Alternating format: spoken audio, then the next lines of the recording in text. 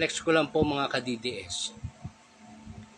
Ang ating mahal na si Inday Sara Duterte, ang ating pangalawang Pangulo, ay muli na namang nakatanggap at binigyan ng parangal ng Gawad Babae Ka Award bilang natatanging Pilipina sa larangan ng serbisyo publiko.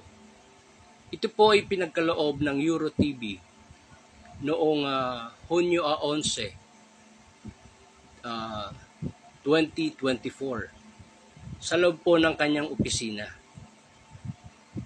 So dapat po tayong lalong magsaya, magpakita ng kababaang loob para sa ating pangalawang Pangulo.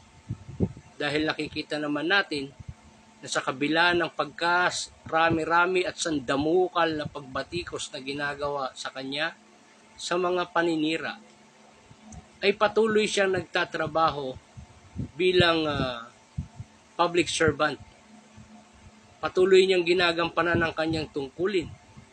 Patuloy niyang ipinapakita sa ating mga mamamayan na siya ay karapat-dapat hindi lamang sa kanyang posisyon bilang pangalawang Pangulo ng Pilipinas, kundi bilang Secretary of Department of Education.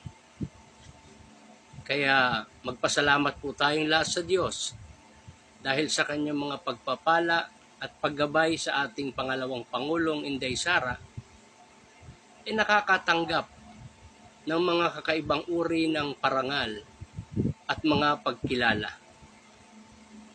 Mabuhay ka po, mahal naming pangalawang Pangulong Inday Sara Duterte.